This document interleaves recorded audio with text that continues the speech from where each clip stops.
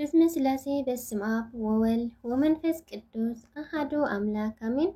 سلام إكزابير أملاك مساقم يخون حزب كريستيان كمي حاديركم أنا العلي إكزابير أملاك يمسكن 10 سنة زنبر سنكسار هنسأت بيتها لإكزيتنا سنة 21 معلت الزئة بذا معلت زي بيت كريستيان أمي بيتنا قدست دينجل مريم بعدها فكر ودا بزي مريت بزي ماي انسيتن بسلسة أبان تراي أب كلانديون كساريا استهانت أتلو معلت إيو إذا بيت كريستيان أو حدش كيدان نيمي جمرتا بيت كريستيان إيا نسم أتصاوعا قويتنات يخن أمو نسم أتصاوعو قويتنات يخن أمو أملاغنا مدحنا يسوس كريستوس لدك مزامرتو هرو ومهارو كل أحزابه نخل أحزاب كيدكم هارو ماتيوس وينجل معرف 28 فقد عصرت الشعنت بزولهم قال مسرتنا عالم بوينجل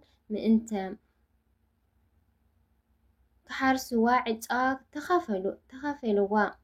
تخافلوا ريتا نايود سب دحنነት ዝፍጽም ቅዱስ ስጋኡን ክቡር ደሙን ምስተቀበልካ እሞ ዮሐንስ ምዕራፍ 6 ፍቅዲ 56 አበው የአቦታት ሐዋርያት ንቁርባን ኣብ ናይ ዝተመረጹሉ ሰባት ቤት እናከወኑ ቀዲሶም ይቅርቡ ነበሩ። ኣብዚ መጀመርታ ኣብ ቤት ጽርሐ ጽዮን ቀጺሎም ድማ ኣብ ዝተፈላለዩ ናይ ገዛውቲ ውልቀ ሰባት ከምኡ ይቅርቡ ነበሩ። ንናይ ጸሎት ስራሕ ድማ ሓደ ምኩራብ ኣይሁድ ይጥቀሙ ነበሩ።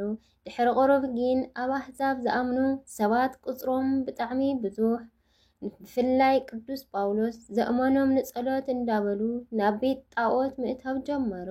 በዚ ምክንያት መማህራነቶም ህዝቢ ድሕሪ ምእመናኩም ስለምንታይ ናብ ቤት ጣዖት ተኣትዉ ኣለኹም እንተበልዎም ንሕና እንታይ ንገብር ንጽልየሉ ቦታ እኮ የብልናን ኢሎም መለስሎም። እዚ ነገር ተተሓሒዙ ናብ ሐዋርያት ጳውሎስ በርናባስንም በጽሐ። ሽዑኡ ሓደ ኣሕዋት ንምንታይ ቤተ ክርስቲያን ዘይንሃነጽ ኢሎም ነበሩ። ቅዱስ ጳውሎስ ግን ሊቀ ሐዋርያት ከይፈቐደ ኣይከውንን እዩ በለ።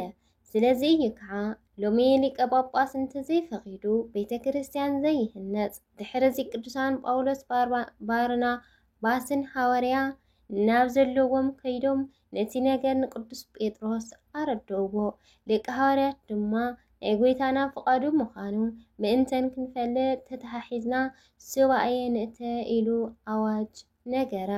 ኣብ ዓለም ዘለዉ ክርስቲያን ኩሎም ብሓደ ልቢ ሱባኤ ኣተዉ። ኣብ ናይ መጨረሽታ ሱባኤ ድማ ክብርን ምስጋናን ንመድኃኔ ዓለም ይኹን እሞ መድሓናን ኢየሱስ ክርስቶስ ብግርማ ናብኦም ወረደ። ንኹሎም ሐዋርያት ድማ ኣብ ደመና ጽዒኑ ፊልጶስዮስን ኣብጽሖም። ካብ ከተማ ወፅእ ኢሉ ናብ ዘሎ መሬት ድማ ቤተ ክርስቲያን ብናይ ኣደይ ስም ህነጹ ኢሉ ኣዘዞም። ንቅዱስ ጴጥሮስ ድማ 3 ዓይነት ኣእማን ሃቦ።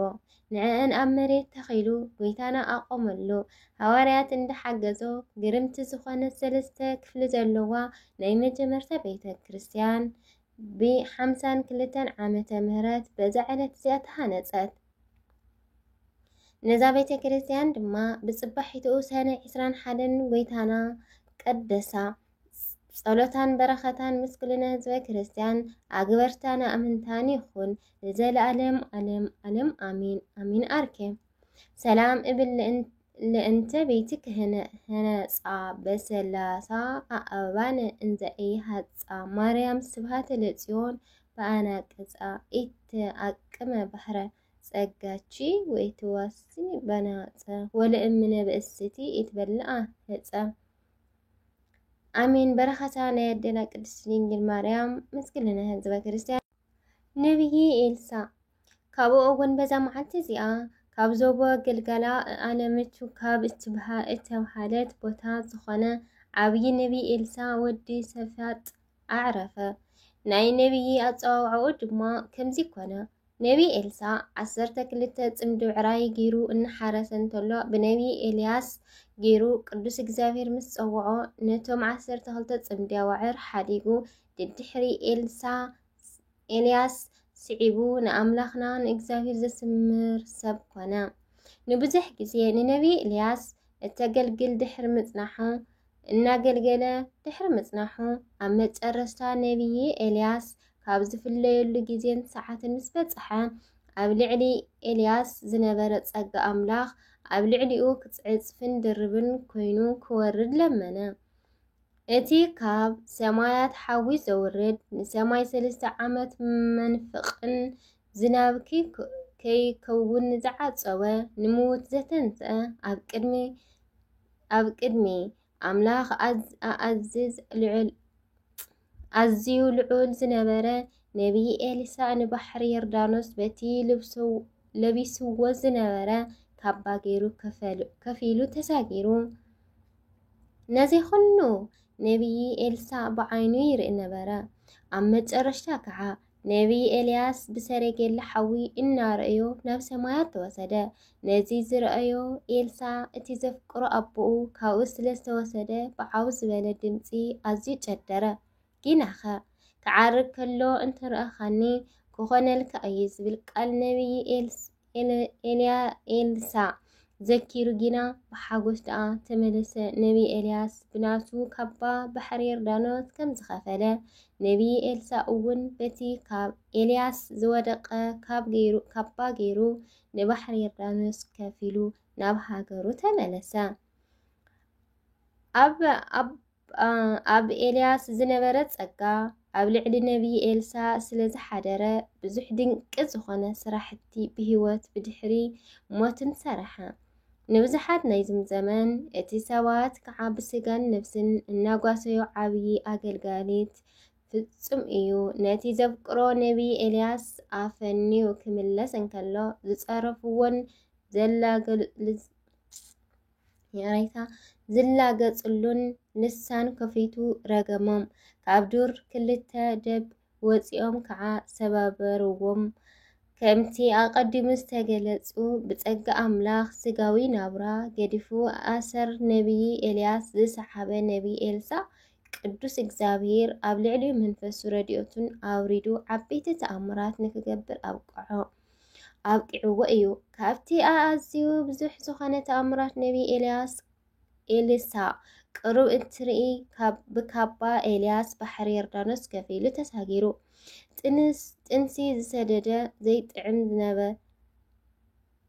ጥንሲ ዘይጥዑም ዝነበረ ማይ ኣያርኮ ኣዝዩ ጥዑም ጥዕና ዝህብን ገበሮ። ሰብኣያ ብሂወቱ ከሎ ዝተኣወደ ዕዳ ከይከፈሎ ብምማቱ ሰበይቱ በዓል ዕዳ ተታሒዛ ክልተ ደቃ ብባርነት ክሽየጡ ኣብ ዝበፅሐትሉ ግዜ ነተን ዝነበራ ሓደስ ዘይትን ብጸሎቱ ኣበርቲዑ ዕዳኣ ከፈላ።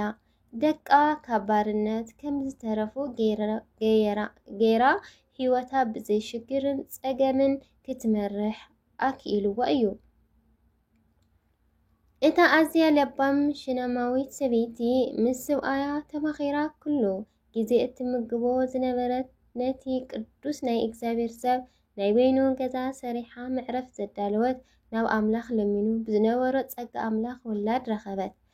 እቲ ዝተወለደ ህፃን ጊና ድሕሪ ግዜ ስለ ዝሞተ ነቢይ ኤልሳዕ ናብ ኣምላኽ ለሚኑ ካብ ሞታ ተንስኦ። ብሂወት ሞት ዘተንስእ ኤልሳዕ ምስ ሞተ እውን ብቅዱስ ዓጽሙ ንዝሞተ ሰብ ካብ ሞቱ ኣተንስኡ እዩ። ዝቐትል ምግቢ ብጸሎት ፈውሲ ሰባት ከም ዝበልዑ ገበረ። ናይ ሰሪያ ሃለቓ ሰራዊት ብዝነበሮ ሕማም ናብ ኤልሳዕ መጺኡ ማይ ጸሎት ተኣዚዝዎ ሓዊ እዩ። ካብቲ ነቢይ ኤልሳዕ ዝነበሮ ከዓ ክልተ ጽንዓት መሬት ጸበል ወሲዱ እዩ። ከመይሲ ቅዱሳን ብኩሉ ንብረቶም ቅዱሳን ስለ ዝኾኑ ነዚ ተረዲኡ እዩ ናይ ሶርያ ሃለቓ ሰራዊት ጸበል ክወስድ ዝኸኣለ። ብተኣምራቱ ኣብ ማይ ዝኣተወ መሳር ኣብ ልዕሊ ማይ ጸብለል ከም ዝበል ዝገብር ዓብዪ ኣቦ እዩ። ኣብ ሃገሩ ተቐሚጡ ኣብ ሶርያ ኣብ ማእኸል ቤተ መንግስቲ ዝገበሮ ዝነበረ ዝርርብን ቅዲ ኩናትን ብዛዕባ ምፍራስን ምውራርን እስራኤል ተገለጽሉ ንእስራኤላውያን ዓወት የብህቦምን ነበረ። እዚ ከም ዝኾነ ዝፈልጥ ናይ ሶርያ ንጉስ ሰራዊቱ ሰዲዱ ንነቢይ ኤልሳዕ ሒዞም ክቐትልዎ ኣብ ዝመጸሉ ግዜ ከዓ ገና ከይተበገሱ ከለዉ ፈሊጡ ብትብዓት ተጸበዮም ንብዘሎ ዝርእዩ ኣከባቢዮም ጠጠው ኣብ ዝበልሉ ግዜ ድማ ኣገልጋሊኡ ሓገዘ። ግያዛ ክጭነቕ ከሎ ነቢይ ኤልሳዕ ግና እሳታውያን መላእኽቲ ኣብ ዙርያኡ ስለ ዝነበሩ ዝተሰምዖ ነገር ኣይነበረን። ናብ ኣምላኽ ለሚኑ ከዓ ንኹሎም እቶም ሰራዊት ኣዕንቶም ከም ዝዓውሩ ገበረ እሞ ኩላቶም ምርኣይ ሰኣኑ። ናብ መዕረፊ ወሲዱ ምግቢ ኣብሊዑ ማይ ኣስትዩ ከዓ ብሰላም ናብ ሃገሮም ኣፋነዎም። ካብ እስራኤል ሓሊፉ ክሳዕ ሶርያ እናኸደ ክሳዕ ዕለተ ሞት መንገዲ እግዚአብሔር መሃረ። ንዝግስጾ ገሰጽ፣ ትብዓት ዘድልዮ መድሓኒት ኮነ። ሓገዝ ዘድልዮ ከዓ ብዝተወሃቦ ጸጋ ናብ ኣምላኽ እናለመነ ይፍጽመሎም ነበረ። ናይ ዘመን ነገስታት ከዓ ኣብ ግዜ ሕማምን ሽግርን ኮነ ረሃብኦም ብዛዕባ እቲ ክኸውን ዘለዎ ነገር እንታይ ምዃኑ ክፈልጡ ብኣካል ብመልእኽተኛን ይሓትዎን ነይሮም እዮም። ኣብ ግዜኡ ኣብ ሰዓቱን ከዓ ምላሽ ይወሃቦም። እቲ ዝኾነ ከዓ ከምቲ ዝበሎ ይፍጸም ነበረ።